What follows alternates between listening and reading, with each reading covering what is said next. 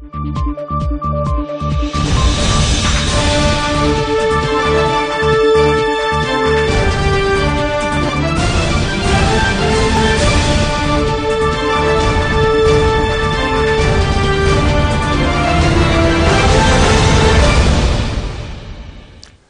أوقاتكم بكل خير. نشرة الأخبار من الفضائية الإريترية، معكم فيها شهاب رأيه والمسهل بأهم وأبرز العناوين.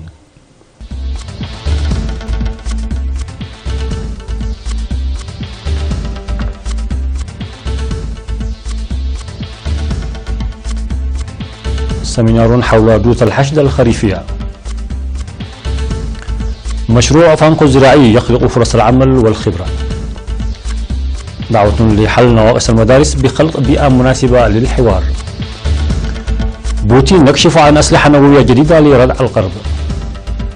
غضب صيني من توجه أمريكي لتعزيز العلاقات مع تايوان. بابو غينيا الجديدة تعلن حالة الطوارئ بعد زلزال مميت.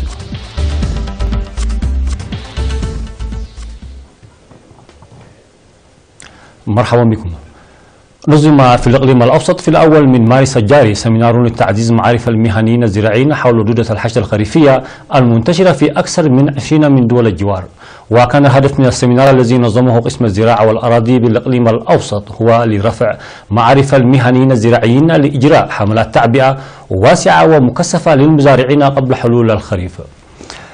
وأوضحت خبيرة البذور السيدة هيمانوت مباية بأن دودة الحشد الخريفية المتحركة من منشأها بشمال وجنوب أمريكا تضر بالنباتات والقمح والدخن والذرة وخاصة الذرة الشامية، مشيرة إلى أنها آفة ضارة في حال لم يتم وقايتها ومراقبتها في الوقت المناسب.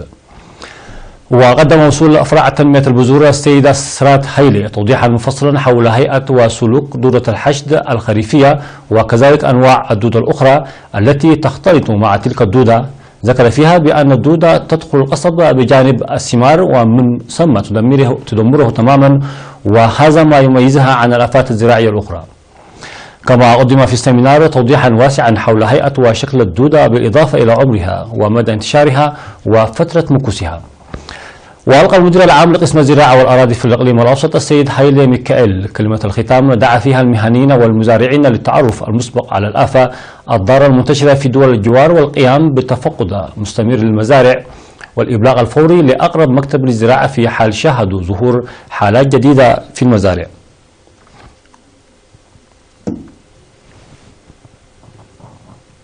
صرح السكان والمهنيون الناشطون في مشروع فانكو الزراعي بأن المشروع خلق لهم فرصا للعمل وتبادل التجارب والخبرات.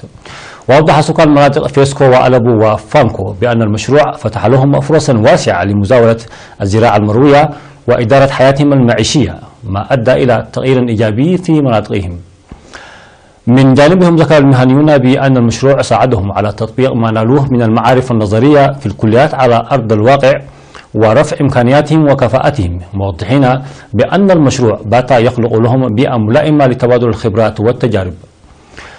وأفاد نائب المدير التنفيذي لمشروع فانكو الزراعية السيد محمود محمد بأن المشروع يسير مهام واسعة متمثلة في تنمية الخضروات والفواكه وتربية الأبقار والماعز والأغنام، إضافة إلى فرص التجارب الواقعية الواسعة التي أتاحها للشباب المتخرجين بالمجال الزراعي، مشيرا في الوقت ذاته بأنه مشروع زراعي يخلق فرص تبادل التجارب والخبرات وإدارة الحياة اليومية لسكان مناطق فانكو وفيسكو وألبو.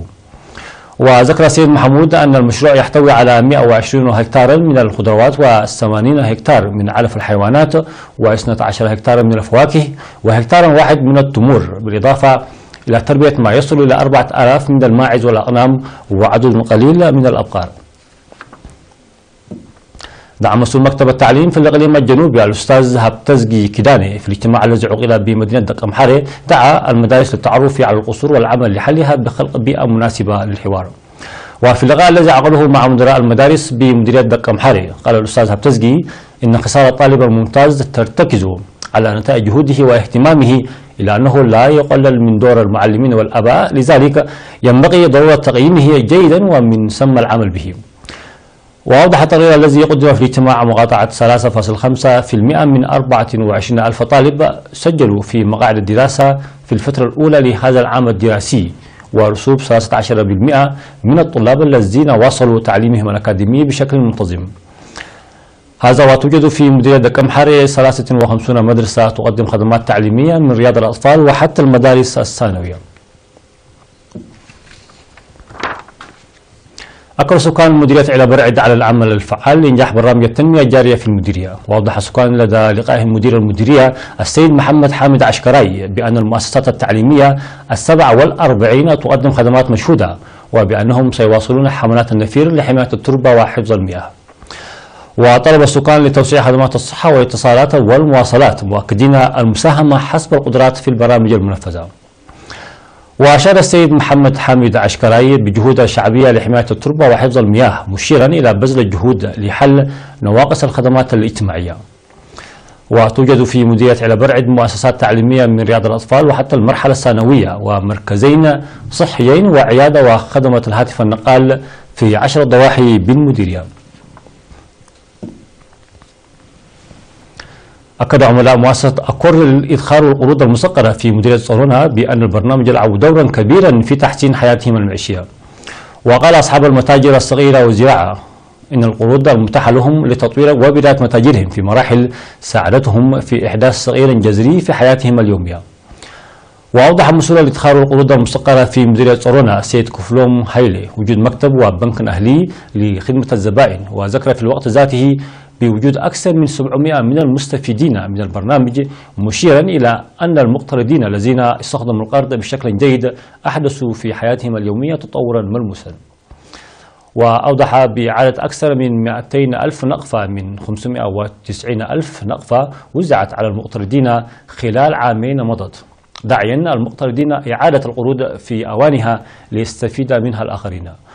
وطلب المزارعون المتضررين في الخريف الماضي بمديرية صالونة طالبوا المؤسسة على تقليص نسبة الفوائد.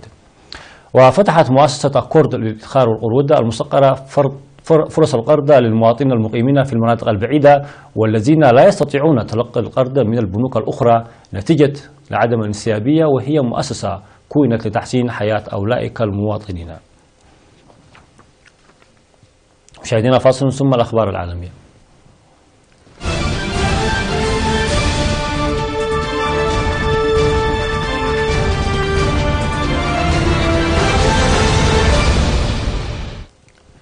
على الصعيد العالمي، كشف الرئيس الروسي فلاديمير بوتين عن مجموعة من الأسلحة النووية الجديدة، قائلا إنها تستطيع أن تصيب أي نقطة في العالم ولا سبيل لاعتراضها.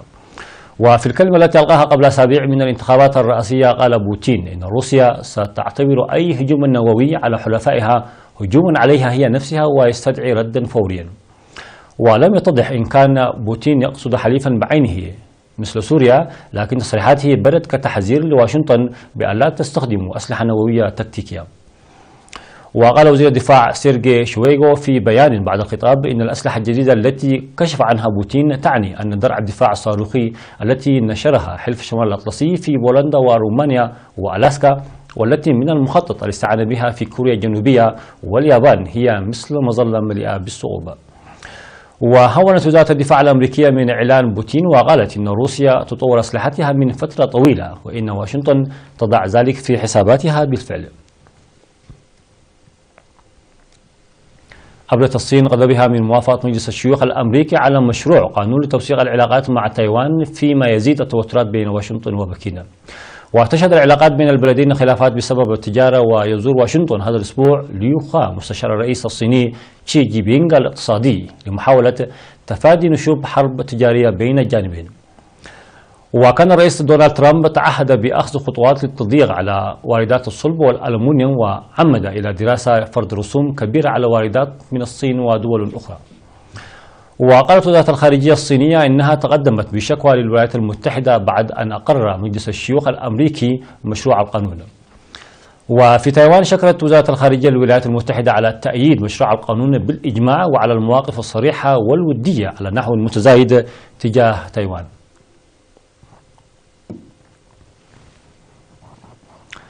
أعلن رئيس وزراء بابوا غيني الجديدة بيتر أونيل حالة طوارئ في منطقة المرتفعات النائية والوعرة بعد أيام من زلزال مميت ضرب المنطقة وأودى بحياة 31 شخصا على الأقل.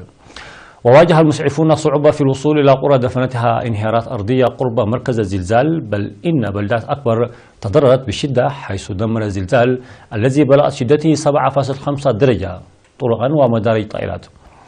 وقال أونيل في بيان: هذه كارثة غير مسبوقة، بينما وعد بمساعدات حكومية قيمتها 135 مليون دولار ومعاونة الجيش في عمليات الإغاثة. وقال مسؤول لرويترز إن ما لا يقل عن 31 شخصا لقوا حتفهم عندما غطى انهيار أرضي قرى نائية قريبة من المنطقة التي ضربها الزلزال، والتي تبعد نحو 560 كيلومترا شمال غرب العاصمة بورت مورزبي. تم عرض ما يزيد عن 40 عملا فنيا خلال مهرجان كوبنهاغن للأضواء في العاصمة الدنماركية منذ افتتاح الحدث السنوي في 28 من فبراير المنصرم. واحتلت الأعمال الفنية المباني البلدية والحدائق والمؤسسات الوطنية في المدينة.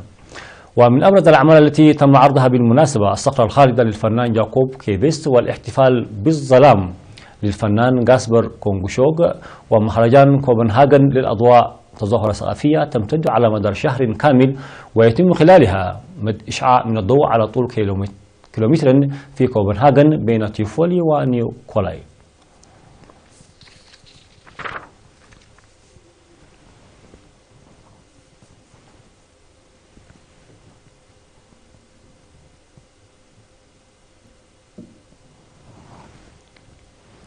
مشاهدينا، فاصل آخر ثم الوقفة الرياضية.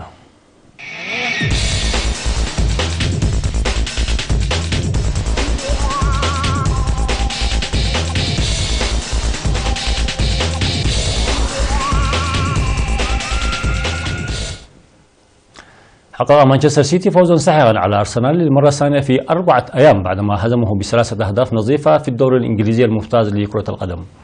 وأجرت المباراة في أجواء متجمدة باستاد الإمارات ليعيد سيتي الفارق إلى 16 نقطة في صدارة الدوري. وكان أرسنال يأمل في التعويض بعدما سحقه سيتي بالنتيجة نفسها في نهائي كأس رابطة الأندية الإنجليزية باستاد ويمبلي يوم الأحد الماضي، لكن 3 أهداف في الشوط الأول عن طريق برناردو سيلفا وديفيد سيلفا ولوري ساني وضع السيتي في موقف قوي. ولا يزال بوسع أرسنال الذي أطلق جماهيره صيحات استهجان ضد الفريق التأهل لدوري الأبطال، لكن سيكون عليه الفوز بالدوري الأوروبي. وفي الدوري الإسباني اكتفى برشلونة بالتعادل بهدف مقابل هدف مع مستضيفي لاس بالماس ليتعرض لضربة غير متوقعة ليتصدر دوري الدرجة الأولى الإسباني لكرة القدم بفارق 5 نقاط عن أتلتيكو مدريد قبل مواجهتهما يوم الأحد. ووضع ليونيل ميسي برشلونة في المقدمة بركلة حرة مسهلة، لكن لاس بالماس صاحب المركز الثامن عشر عاد إلى المباراة بركلة جزاء من جونسان كاييري بعد 3 دقائق من بداية الشوط الثاني.